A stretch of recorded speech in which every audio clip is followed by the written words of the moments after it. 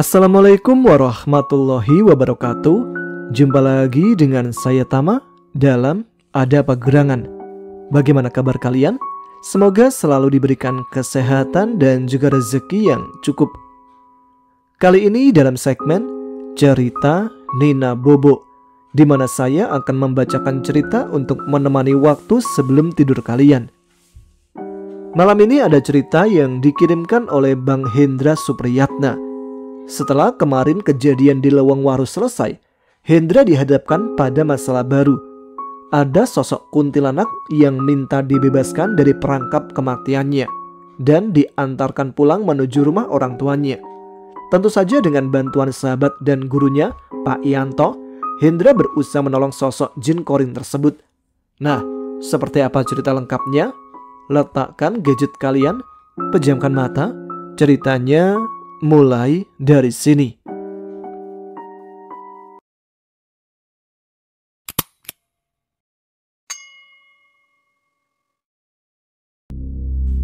Di pagi hari yang cerah, embun menetes membasahi bumi. Udara seolah menari disinari mentari pagi. Saat saya dan Asep akan pergi ke rumah Andi, karena ada undangan dari keluarga Andi, yaitu Pak Aji, yang saat ini menunggu di rumah Andi. Di tengah hutan waru, kami berdua bernyanyi band favorit sewaktu SMK dulu, ST12.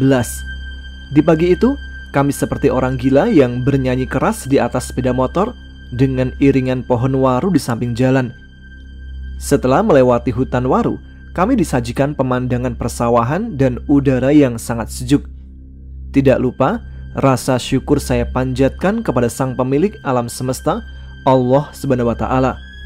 Asep pun mulai membuka pembicaraan. Dra, kalau inget semalam itu kayak mimpi ya. Baru pertama kali loh saya masuk ke alam demit. Itu pun karena dibawa paksa gerombolan genderuwo yang wujudnya ngeri. Duh, lebih baik ketemu sama Mbak Kun lah daripada genderuwo. Itu taringnya kayak tanduk sapi. Hah, ya itulah bentuk tipuan jin. Mereka bisa merubah ke bentuk lainnya yang lebih seram. Kita semua tidak akan bisa melihat bentuk asli jin. Jadi bisa sebagai pelajaran kita, Sep, bahwa menolong tidak harus dengan memberi secara lahiriah, tapi menolong dengan penuh rasa ikhlas dan menjadi manfaat bagi sesama, mengharap ridho Allah Subhanahu wa Ta'ala. Itu balasannya akan sangat indah. Iya Yandra, kalau kita menolong dengan ikhlas, rasanya sangat bahagia. Saya harus lebih giat belajar lagi ke Pak Kiai, Indra. Kita temui dulu undangan dari keluarga Andi. Setelah itu baru ke rumahmu menengok bapakmu, Sep. Terus kita ke rumah Pak Kiai. Oh iya Indra, saya masih ingat perkataan Raja Buto itu ketika kamu ditangkap dan diikat di rantai. Dia mengincarmu dari dulu ya? Iya, sepertinya begitu, Sep. Alhamdulillah, Allah Subhanahu wa Ta'ala masih melindungi saya, Sep, dan teruslah minta perlindungannya. Begini peribahasanya, manusia harus ingat siapa dirinya, siapa yang ada di dalam diri manusia. Di dalam diri manusia ada ruh. Ruh itu tidak kelihatan. Itulah kebesaran Gusti, bahwa Gusti Allah lebih dekat sama kita melalui hati yang tidak bisa ditembus oleh iblis. Jadi kalau ada ajakan dari hati terdalam, yaitu jalan yang lurus, ikutilah. Sesungguhnya Gusti Allah yang menuntun kita, Sep. Oh, gitu ya Pak Ustadz. Ustadz. Oh iya, saya baru melihat si Akindra, si Aki Maung. Itu besarnya seperti kerbau dewasa. Taringnya panjang, matanya merah, bulunya putih bersih, gak ada belang sama sekali. Bener kan, Dra? Bener atau salah juga kita gak tahu kan. Saya bilang tadi, jin bisa berubah wujud ke bentuk apapun. Yaitulah perubahan bentuk Aki jin muslim harimau putih. Setelah berbincang-bincang lama, akhirnya sampailah saya ke area Subang dan masuk ke wilayah desa yang ditunjuk Asep yang sudah tahu daerah itu, dan juga Pak Haji sudah memberikan alamat lewat WA. Sampailah kami di depan rumah Bu Ani. Nampak di depan sudah ramai keluarga dari Bu Ani yang sedang mempersiapkan syukuran. Warga banyak berkerumun. Mereka sedang asik berbincang sambil menikmati pagi. Kami pun lalu turun dari motor dan Pak Haji sudah berdiri melambaikan tangannya. Kemudian kami pun mendekatinya. Assalamualaikum. Dan dijawab serentak oleh warga yang sedang asik ngopi di depan rumah. Saya dan Asep pun bersalaman dengan para warga. Akhirnya sampai juga kamu, Ndra. Nanti saya panggilkan Andi ya. Dia terus nanyain kamu, Ndra. Iya Pak Haji. Pak Haji pun masuk memberitahu keluarganya. Ndra, mumpung ada gratisan di depan, ada kopi tuh. Ayo sikat. Jaga adab, Sep. Kita belum dipersilakan untuk ngopi. Tunggu sampai Pak Haji mempersilakan, baru kita bikin kopinya. Nak Hendra, Asep, masuk nak. Iya Bu, terima kasih. Gak apa-apa di sini aja. Kemudian datanglah Andi dengan tubuh yang masih lemas mendekati kami yang sedang berdiri. Hendra? Iya, saya Andi. Terima kasih telah... Ya udahlah, ngobrolnya di dalam aja ya. Gak enak didengar warga. Andi pun memeluk dengan penuh rasa terima kasih dan menjabat tangan kami semua. Kami pun masuk ke dalam. Pandanganku terpaku oleh senyum manis Putri yang merupakan anak Pak Haji. Dia menatap dengan senyum yang sangat indah. Begitupun Asep melihat ke arah Putri dengan melambaikan tangannya. Setelah berbincang-bincang sangat lama, syukuran pun dimulai dengan datangnya Pak Ustadz. Dan warga pun satu persatu masuk dan duduk bersila menggelar syukuran. Kami pun duduk mengikuti syukuran tersebut sampai selesai. Kemudian makan bersama warga. Karena kalau saya sudah makan pasti merokok, akhirnya saya izin keluar bersama Asep ke samping rumah Andi yang banyak ditumbuhi pohon rambutan. Di sana nampak sangat sejuk dan indah. Kami berdua pun menyalakan sebatang rokok. Dan tidak lama Putri dan Andi keluar menghampiri kami. Ndra, Sep, duduk di sebelah sana yuk. Di bawah pohon rambutan itu ada tempat duduk, kita ke sana. Oh iya Andi, kalau saya minta buah rambutannya boleh nggak Di? Ucap Asep sambil melirik ke atas pohon rambutan. Boleh aja, mau ambil berapa karung juga. Semua kebun rambutan ini milik paman saya, Pak Haji. Ambil aja Sep. Kamu bawa karung kan? Ada-ada aja nih orang, masih belum kenyang. Ucapku melirik ke arah Asep yang juga melirik ke arah Putri. Karena Putri tertawa menutupi mulutnya dengan tangan melihat tingkah lucu Asep. Kami pun berjalan masuk ke kebun rambutan yang sangat rindang dan sejuk. Kemudian duduk di sebuah balai bambu untuk istirahat. Oh iya Indra, kata Bapak dan Andi, kamu yang menolong Andi dari hantu hutan waru ya? Apa benar? Saya pun bingung dengan pertanyaan Putri. Bingung harus menjawab apa. Dan tiba-tiba saja Asep yang menjawab. Asep yang menolong Neng Putri. Iya kan Di? Andi hanya tersenyum dan menganggukkan kepalanya pada Asep yang sangat konyol dan mengharap perhatian dari Putri. Begini Neng, saya dan Asep ini hanya perantara dari pertolongan Allah. Karena pertolongan Allah lah Andi bisa kembali sembuh. Nah itu yang saya maksud Neng Putri. Tadi juga saya mau bilang begitu, ucap Asep. Kami pun tertawa lepas karena ulah Asep. Sedangkan saya kembali melirik ke arah Putri yang tersenyum lepas. Dia terlihat cantik alami dengan senyum yang sangat indah. Namun ternyata Putri pun melirik ke arah saya. Kami pun saling melempar senyum. Namun tiba-tiba ada suara orang berdehem di telinga kananku, yang ternyata adalah Aki Jin Muslim. Ingat pesan Guru Yanto, jangan terlalu lama menatap wanita. Banyak istighfar. Astagfirullah. Iya Ki, saya tahu. Tapi Aki kayak gak pernah muda aja, ucap saya dalam batin. Si Aki pun menghela nafas panjang dan menggelengkan kepalanya. Iya, Aki pernah muda. Sarua siga ujang. Aki hanya menegur, kudu banyak istighfar. Mohon Ki, saya mah subhanallah Ki, karena Gusti yang Maha Suci sudah menciptakan ciptaan yang sangat indah. Saya mah hanya mengagumi ciptaannya Ki. Pinter banget ngejawabnya. Ya sudah, Aki mau pergi dulu ke keluarga Aki yang ada di Gunung Sunda. Assalamualaikum. Waalaikumsalam warahmatullahi wabarakatuh. Asep menepukku karena aku terdiam melongo. Diajak ngobrol malah melamun. Parah kamu mah. Itu Putri nanyain. Iya Put, nanya apa ya? Astagfirullah, gini nih, pasti ada apa-apa lagi di tempat ini.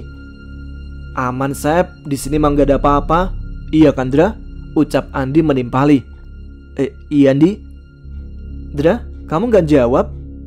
Apa kamu bisa melihat yang kita gak bisa lihat? Tanya Putri kepada saya. Saya suka sekali dengan hal-hal horor dan juga hobi naik gunung. Saya juga kadang menulis cerita horor.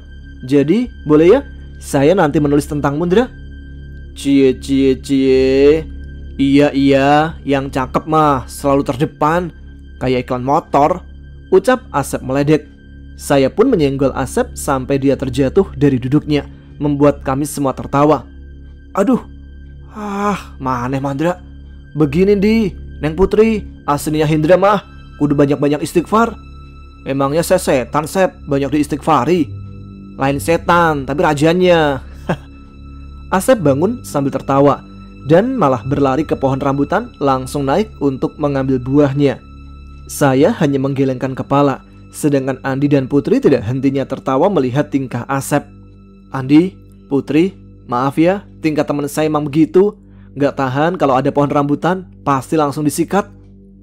Gak apa-apa Ndra, tadi saya juga udah bilang ke Asep, tinggal ambil aja kok. Lucu juga temanmu ya Ndra. Alhamdulillah, saya bisa tertawa lagi. Saya banyak terima kasih Ndra. Oh iya, simpan nomor saya ya. Kalau ada apa-apa, hubungi saya ya Ndra. Kita sekarang kan udah berteman. Saya merasa sedikit terobati atas meninggalnya teman saya, Rudi. Iya, gak apa-apa Ndi. Anggap aja saya dan Asep sahabatmu. Saya akan menolong dengan senang hati kalau saya bisa. Oh iya, kata paman saya harus ke rumah Pak Kiai yang bernama Pak Yanto ya, yang juga guru kamu ya Ndra. Oh iya Ndi, nanti saya ajak kamu ke rumah Pak Kiai setelah kamu benar-benar fit. Saya lalu melirik ke arah Asep yang sedang menikmati buah rambutan. Lalu Putri berdiri dan menghampiri Asep untuk meminta buah rambutan. Namun perhatian saya teralihkan oleh hal lain yang saya lihat. Di atas Asep terduduk bayangan putih samar dengan rambut yang sangat panjang, terlihat sangat transparan, menyerupai sosok kuntilanak. Astagfirullah. Sep, gak sadar kamu? Di atas tuh ada si Neng Putih, ucap saya pelan dan didengar oleh Andi. Neng Putih siapa Andra? Enggak Andi, gak ada apa-apa kok. Tidak lama, sosok kuntilanak transparan yang wajahnya tertutup oleh rambut panjangnya turun dengan melayang. Dia berdiri di belakang Putri. Saya langsung berdiri dan melangkah menuju Putri. Setelah dekat, sosok kuntilanak itu memiringkan kepalanya ke kiri. Put, kesini, jangan di bawah pohon rambutan. Nanti ada rambutan jatuh, bisa kena kepala loh, ucapku agar Putri bergeser dari tempatnya. Cie, berani ya sekarang panggil Putri. Kemarin-kemarin mah masih malu, ucap Asep sambil memakan buah rambutan. Prabu Asep yang terhormat, mohon ya jangan bikin malu. Mukamu merah Ndra, ucap Asep tertawa puas. Aku melirik ke sosok kuntilanak yang wujudnya transparan itu. Dia mulai meluruskan kepalanya. Tolong saya, saya ingin pulang ke rumah, kata sosok itu disertai tangisnya yang terdengar mengerikan. Asep sudah paham bila saya dia menatap ke arah yang kosong. Dia pun turun dari pohon, disertai Andi juga berjalan mendekat. Ada apa Ndra? Apa ada sesuatu? Tanya Asep. Sep, mundur. Ada sosok hantu perempuan di sampingmu. Sontak Asep langsung loncat karena kaget sampai terdengar suara celana robek. Waduh, kamu sih bikin kaget.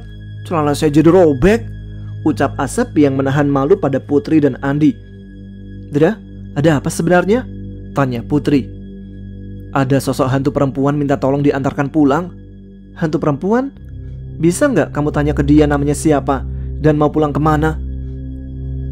Kalau saya boleh tahu nama kamu siapa dan apa sebabnya kamu bisa berdiam di sini? Tanya saya ke sosok perempuan itu melalui batin.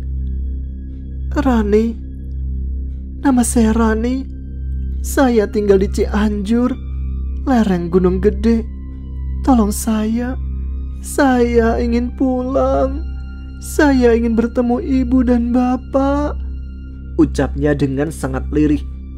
Rani hanya ingin keluarga Rani tahu bahwa Rani sudah meninggal. Jadi mereka tidak menunggu Rani pulang. Ya sudah, saya akan menolongmu. Karena walau bagaimanapun, kamu juga makhluk ciptaan Sang Maha Kuasa. Walaupun kamu hanya sosok jin korin yang sedang terperangkap di sini. Tapi saya akan cari tahu dulu apa penyebab kamu terbunuh di tempat ini. Dan tidak lama kemudian, sosok hantu perempuan itu tersedot kembali ke pohon rambutan di dekatnya. Lalu, saya balikkan badan dan saya melihat wajah Asep, Andi, dan Putri hanya melongo. Hei, ini kok kompak pada melongo? Mereka bertiga pun tersadar dari diamnya. Dra, apa sosok wanita itu sudah tidak ada? Tanya Putri penuh penasaran. Muka kalian, astagfirullah. Santai aja kali, nanti saya ceritakan. Maaf Dra, tadi ketika saya berdiri di situ, kepala saya sedikit pusing. Dan saat saya pejamkan mata, saya melihat ada sosok perempuan minta tolong. Dan terlihat selintas ada beberapa orang yang membawa wanita itu ke pohon rambutan ini. Saya hanya terdiam mendengarkan omongan Putri. Ternyata dia juga peka akan hal-hal gaib. Ya, bisa jadi kejadiannya seperti itu. Sepertinya dia akan terus mengikutimu, Put, sampai nanti kita tahu apa yang terjadi sebenarnya. Sudah, lebih baik kita masuk ke rumah. Kita ngobrol di dalam aja, ucap Andi. Ini mah ada bahan petualangan lagi, kata Asep. Oh iya, Putri mau menulis tentang Rani. Dia keberatan gak Yandra? Mungkin enggak sih. Sambil menghela nafas panjang, kulirik ke belakang arah pohon rambutan. Sepintas terlihat sosok Rani dengan wajah pucat dan rambut panjang sepinggang masuk ke dalam pohon rambutan. Saya, Asep, Putri, dan Andi memutuskan untuk masuk rumah dan duduk di ruang tamu sambil berbincang-bincang tentang apa yang terjadi di kebun rambutan baru saja. Put, kalau boleh tahu, apakah Putri juga bisa melihat yang tidak terlihat, Put? Maksudnya melihat makhluk halus? Putri nggak bisa melihat, tapi bisa merasakan, Dra. Kadang kalau ada sesuatu, tiba-tiba kepala pusing dan langsung terbayang di pikiran Putri akan hal-hal yang tidak masuk akal. Saya bisa merasakan energi Putri. Dia bisa merasakan apa yang dirasakan jin korin yang meminta tolong. Apa karena sosok nenek itu ya, yang selalu ikut Putri kemanapun dia pergi? Ucapku dalam hati. Dan tiba-tiba sosok nenek-nenek yang berada di belakang Putri tersenyum, menganggukkan kepalanya. Nenek itu menggunakan kebaya khas Sunda dan postur tubuhnya bungkuk. Terus, bagaimana kita menolongnya, Andra? Saya aja gak bisa apa-apa, melihat juga gak bisa, ucap Asep. Itu karena apa yang Pak Kiai ajarkan tidak kamu jalankan dengan baik dan hanya setengah-setengah, Sep, ucapku pada Asep. Hehe, kamu tahu sendiri, Indra. Jangankan berzikir habis tahajud, sholat subuh aja sering telat. Terus selanjutnya apa yang harus kita lakukan, Dra? Tanya Putri seketika. Saya juga masih bingung. Menurutmu bagaimana, Di? Dra, kamu tahu sendiri kan, saya masih trauma dengan kejadian kemarin. Ya sudah, nanti kita ke rumah Pak Kiai untuk menghilangkan trauma dan agar badan kamu cepat fit. Kita silaturahmi ke guru saya, Di. Pak Yanto juga memberi amanah ke saya supaya mengajak kamu main ke rumahnya. Kalau bisa mah lebih cepat, Dra. Aku pengen ketemu Pak Kiai. Karena ketika kesadaranku masih ada di hutan itu, sosok kakek-kakek dengan membawa tongkat datang dan berkata, "Jangan takut, Jang. Insya Allah nanti akan datang anak seumuranmu membantumu." Begitu katanya. Saya tahu pasti itu Guru Yanto yang datang dengan membawa tongkat. Karena ketika berzikir, Guru Yanto berkata untuk menolong Andi yang masih terjebak sukmanya di hutan waru. Saya pun hanya mengangguk-angguk mendengarkan cerita Andi. Putri pun terlihat sedang menulis di kertasnya. Yah, Neng Putri malah menulis. Biar AA Asep bantu atuh. Lagi-lagi Asep memecah ketegangan ketika Andi bercerita. Gak apa-apa, Sep, Putri bisa sendiri. Putri hanya ingin mencatat biar gak lupa.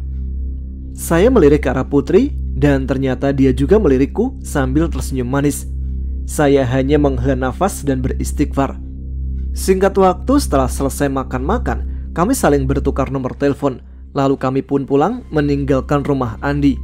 Saya melajukan motor bersama Asep untuk mengantarkannya pulang. Sesampainya di rumah Asep, saya bertemu keluarga dan Bapak Asep. Saya pun menyampaikan amanah dari bapak saya untuk Bapak Asep. Bapak Asep hanya tersenyum mendengarkan amanah dari bapak saya.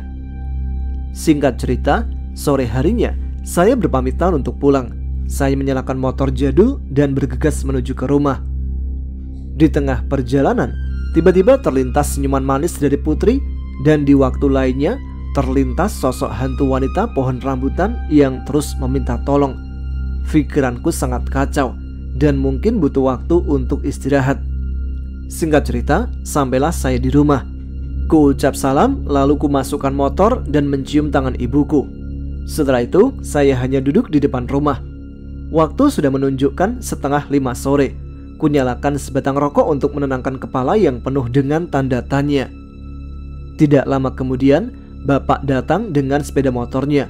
Beliau lalu duduk sambil menyalakan rokok dan berkata, "Bagaimana kondisi anak itu dan juga Bapak Asep, Jang?" tanya Bapak. "Alhamdulillah Pak, sudah mulai membaik.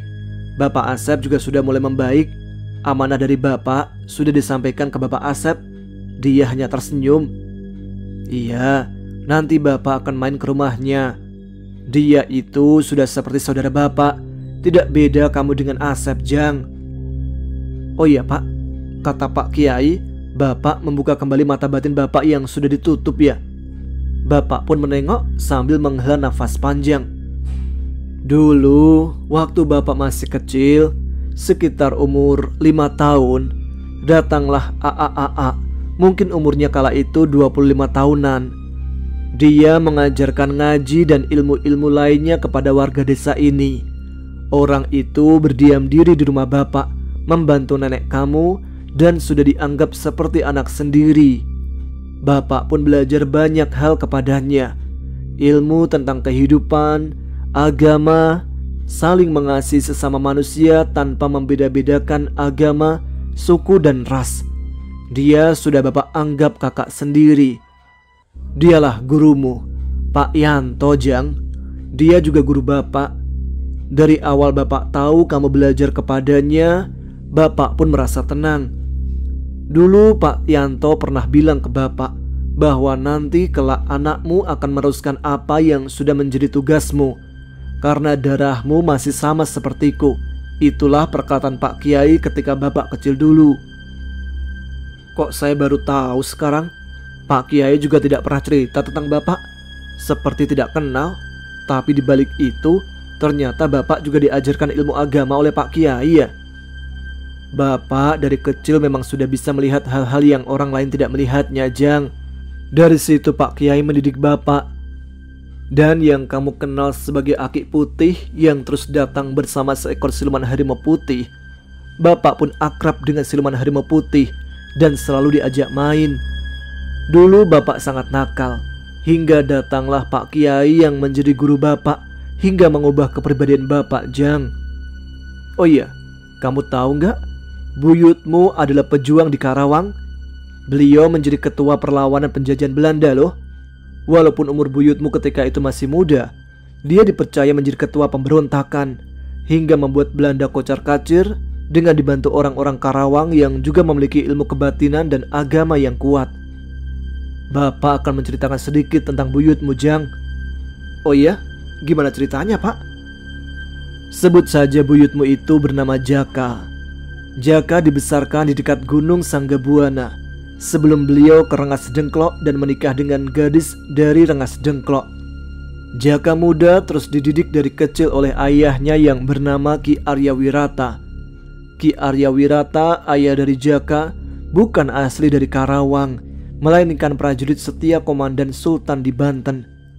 Ki Arya Wirata mendapatkan mimpi harus mengasingkan diri di dekat Gunung Sanggabuana.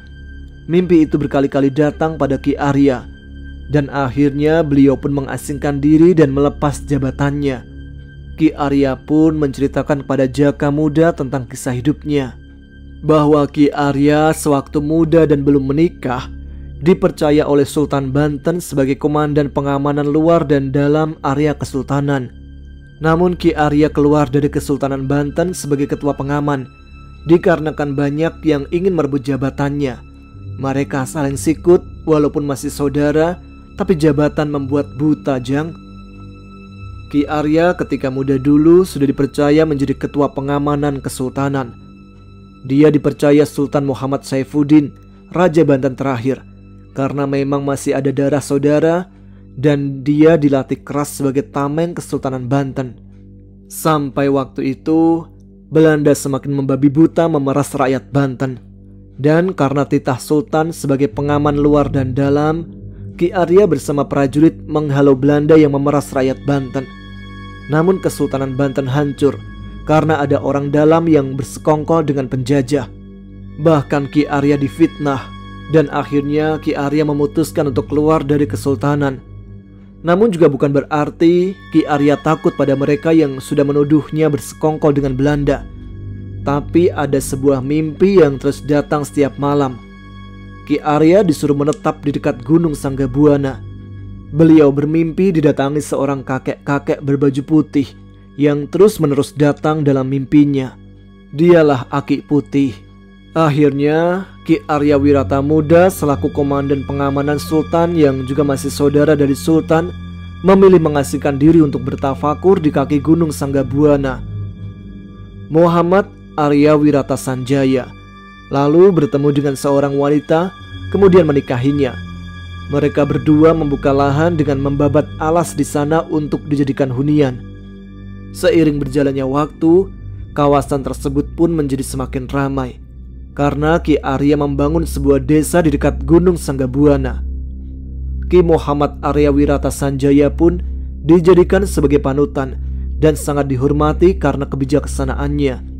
Namun walau begitu, jati diri Ki Arya Wirata tetap dirahasiakan kala itu. Singkat cerita, Jaka dewasa sudah sangat pandai dalam ilmu bela diri dan olah kanuragan. Ketika dia berkeliling, secara tak sengaja melihat pemerasan yang dilakukan kompeni Belanda pada rakyat Karawang. Akhirnya, Jaka membentuk organisasi pemuda pembela rakyat bersama teman seperguruannya untuk membela rakyat Karawang dari pemerasan dan penyiksaan yang dilakukan kompeni Belanda. Dan singkat cerita, para pemuda Karawang berbondong-bondong mengikuti Jaka untuk melawan penindasan penjajah. Akhirnya Jaka menjadi buronan Belanda untuk ditangkap. Hingga terjadilah tragedi berdarah di Rengas Dengklok yang akhirnya membuat kompeni Belanda keluar dari Karawang. Setelah itu, Jaka hidup di Rengas Dengklok dan memiliki 3 anak. Walaupun pada akhirnya Belanda kembali ke Karawang untuk membalas perbuatan Jaka. Dalam keadaan darurat, Jaka memboyong keluarganya ke rumah Ki Arya yang berada di kaki Gunung Sanggabuana. Dan setelah memastikan keluarganya aman, Jaka kembali ke Karawang untuk menghadapi tentara Belanda bersama para pemuda Karawang lainnya. Setelah berhasil memukul mundur Belanda untuk kedua kalinya, Jaka pun menghilang dari Karawang. Nah, itu Jang, cerita leluhurmu dulu. Ambillah pelajaran hidupnya yang membela rakyat tanpa pamrih dengan jiwa kesatria. Iya, banyak sekali pelajaran hidup yang bermanfaat, Pak. Menjadi pelajaran di zaman sekarang.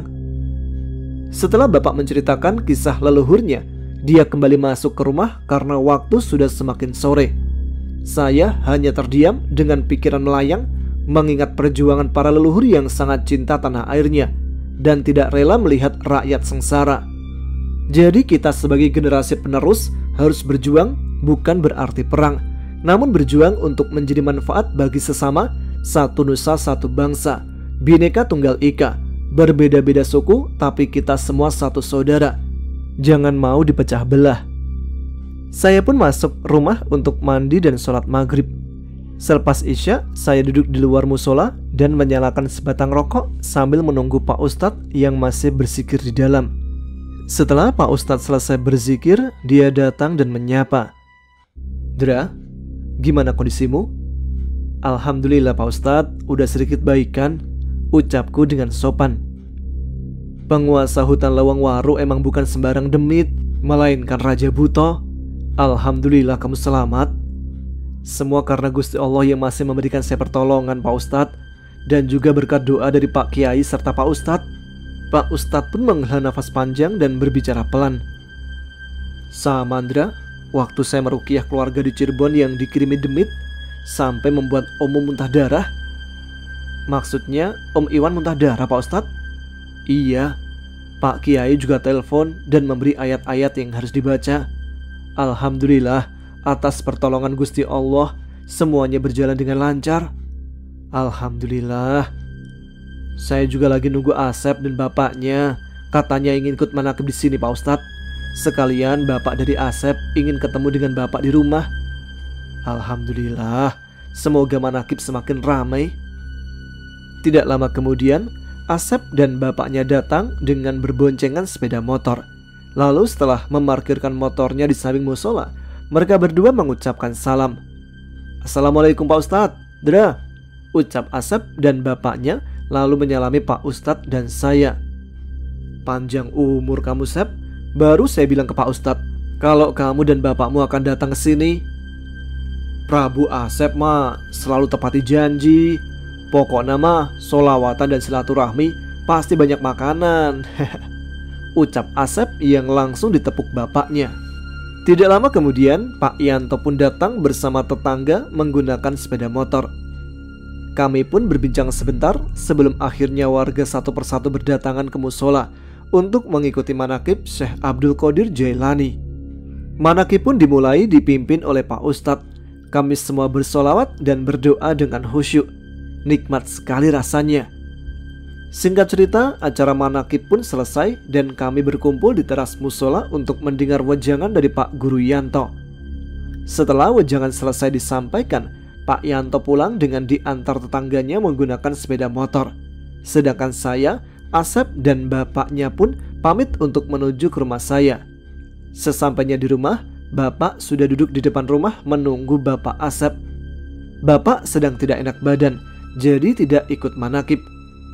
Sesampainya di rumah, bapak dan bapak Asep pun mengobrol. Kadang terlihat serius dan kadang mereka tertawa sama persis dengan saya dan Asep. Sep, lihat tuh, bapak kita asik banget ngobrolnya. Iya, mirip sama kita, Ndra. Mungkin tua nanti kita kayak itu, Ndra, karena pohon jatuh tidak jauh dari buahnya. Maksudnya buah jatuh tidak jauh dari pohonnya kali. Nah, itu, iya. Mendengar Asep tertawa, bapaknya pun meliriknya. Seketika membuat Asep menutup mulutnya. Saya hanya tersenyum melihat tingkah Asep. Ibu pun datang dengan membawa singkong rebus dan juga teh hangat. Dra, kamu tahu gak? Semenjak saya masuk ke alam demit, saya jadi sering melihat sekelebatan bayangan-bayangan aneh, Dra. Nah, itu awal kepekaan Sep. Saat kita sudah bisa merasakan energi dan nanti akan ada tingkatannya. Itu menurut Pak Kiai. Iya, Dra. Bahkan saya sekarang bisa merasakan si Aki Maung ada di samping bapakmu, Dra. Saya hanya tersenyum karena memang yang dikatakan Asep benar. Aki Maung, harimau putih, sedang duduk di sebelah kanan bapak. Hebat kamu Sep, udah bisa merasakan energi. Harus dilatih lagi nih. Banyakin sholawat, sholat tahajud dan zikir supaya bisa menenangkan hati, jadi bisa mengontrol. Siap. Pokoknya mah yang Pak Kiai sampaikan di musola tadi, insya Allah Prabu Asep jalani dengan ikhlas. Siap Prabu. Hamba akan selalu di samping Prabu Asep di saat senang. Kenapa di saat senang aja, Ndra? Susahnya mana? Kan saya belum selesai ngomong udah kamu potong aja. Oh iya, Ndra. Si teteh gaun putih yang ada di pohon rambutan samping rumah Andi kan minta tolong terus. Kita harus gimana, Ndra? Sambil menghela nafas panjang, saya berbicara pelan. Iya, kalau mau, bawa si jin korin wanita itu ke Cianjur, dekat Gunung Gede Pangrango. Waduh, jauh oi. Kudu bawa terpal sekalian camping. Terpal? Kayak kita mau ternak bebek aja. Aneh kamu Asep. Kan Putri suka naik gunung, dia pasti punya tenda untuk mendaki lah. Tapi semuanya harus diomongin dulu. Jangan kita mengambil tindakan sendiri. Kan itu hanya jin korin. Sedangkan manusia yang sudah mati, ya pindah alam ke alam barzah. Iya Yandra, kadang saya suka aneh mendengar masyarakat bahwa orang mati melahirkan jadi kuntilanak, orang mati gantung jadi setan. Padahal mah itu jin korinnya. Nah, itulah tugas kita untuk meluruskan Sep, bahwa orang yang sudah meninggal menurut keterangan Al-Quran, ya pasti ada di alam barzah, ditanyai tentang hidupnya. Iya Yandra, Kalau Pak Kiai yang bilang kadang saya nggak ngerti, tapi kalau kamu yang jelasin kok jadi ngerti ya? Ucapan Pak Kiai itu biar kita mikir, bukan hanya sekedar mendengarkan. Tata, saya kudu belajar kursus ke kamu, Dra. Ya nggak apa-apa, kalau sebulan 200.000 boleh lah. Asem. Ingat kata Pak Kiai, tanpa pamrih kalau mau beri ilmu. Ya Allah, kan bercanda, Sep. Baik, Prabu Asep, apapun akan saya jalani dengan ikhlas. Begitu atuh. Dan kembali Bapak Asep meliriknya, sampai Bapak melempar kulit kacang ke arah mulut Asep yang terbuka lebar karena tertawa. Hampura Pak, kelepasan ketawanya. Asep pun berdiri dan ke belakang rumah. Kami pun bisa mengobrol bebas, karena di belakang rumah adalah hamparan sawah. Kami berdua menyalakan sebatang rokok dan saya pun mulai membuka obrolan lagi. Sep, nanti coba kamu kontak Andi dan Putri. Apa ada waktu santai? Kita akan ke Gunung Gede Pangrango, ke rumah keluarga si Teteh penghuni pohon rambutan. Siap. Besok siang saya main ke rumah Andi. Berarti kita berempat ke Gunung Gede Pangrango, Dra? Ya iya tuh. Terus mau sama siapa lagi? Kan kebetulan juga Andi dan Putri itu sudah pengalaman naik gunung. Kita mah buru-buru, Sep. Iya, bener juga. Tapi Putri harus bawa teman cewek juga. Kasian kan kalau sendirian. Kan kalau ada cewek satu lagi bisa buat temenin Putri. Alah, itu mah akal-akalan kamu aja, Sep. Cuci otak kamu pakai rinso biar bersih. Usaha dikit boleh lah. Siapa tahu teman Putri yang dari Bandung cantik-cantik, Dra. Usahakan boleh. Saya nggak kejar Putri lagi. Soalnya saya yakin dia sukanya sama kamu, Dra. Ini sebenarnya mau nolongin si Teteh pohon rambutan, apa mau jadi biro jodoh, Sep? Ya sekalian kan boleh, Dra. Yang penting ada usaha. Saya yang mendengar ocehan Prabu Asep yang semakin ngaco hanya menggelengkan kepala. Tidak lama kemudian, kakek jin muslim jilman harimau putih datang menghampiri, yang membuat gelagat Asep sedikit berbeda karena dia sudah bisa merasakan energi dari makhluk gaib di sekitarnya. Assalamualaikum, Jang. Waalaikumsalam, Ki. Sebaiknya Ujang jangan bertindak sendiri. Ujang harus ngobrol dengan Pak Kiai gimana baiknya. Jangan sampai kejadian di lowong waru kemarin terjadi lagi.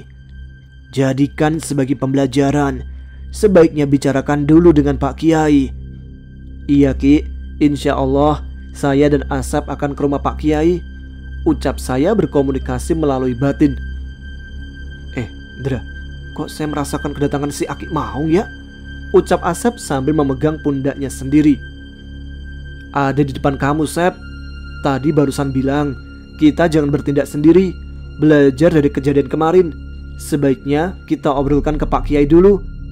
Nah, itu lebih bagus. Restu dari Pak Kiai yang membuat saya semangat, dah.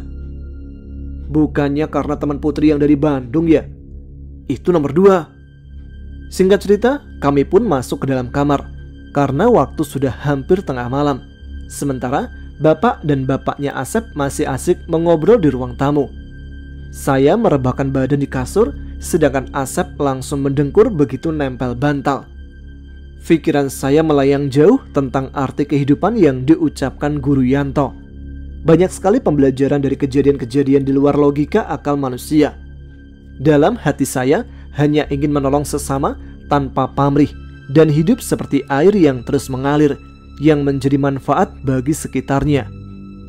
Singkat cerita, Asep dan bapaknya pun pamit pulang setelah membangunkan Asep. Bapak masih duduk di luar, sedangkan saya memutuskan untuk masuk kamar dan rebahan di kasur.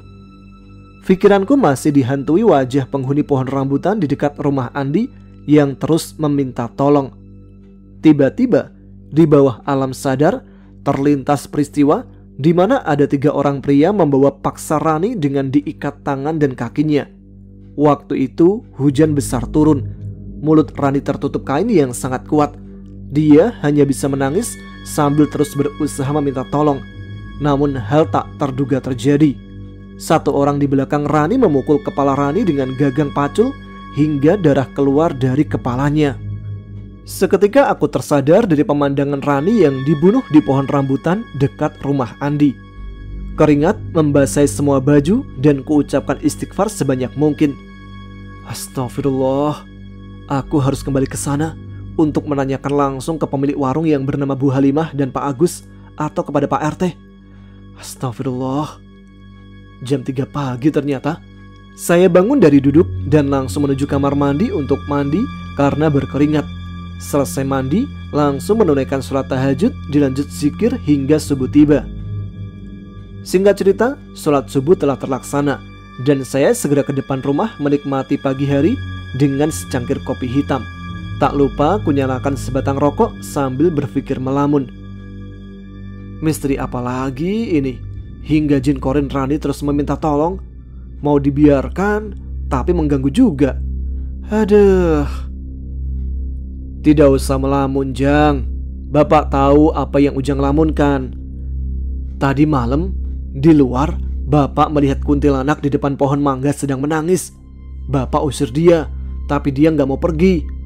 Ucap Bapak tiba-tiba yang menyadarkanku dari lamunan. Oke, sampai di sini dulu cerita dari Bang Hendra dan Raden Prabu Asep dalam usahanya membantu sosok kuntilanak yang bernama Rani. Kita lanjutkan besok malam ya. Terima kasih kepada teman-teman sekalian yang selalu menyimak cerita-cerita yang sudah disajikan di Ada Apa Gerangan. Silakan subscribe bagi yang belum, share videonya, dan jangan lupa tuliskan komen. Tunjukkan eksistensi kalian. Sekarang saya Tama harus pamit. Jumpa lagi di episode selanjutnya. Selamat malam, selamat beristirahat. Wassalamualaikum warahmatullahi wabarakatuh.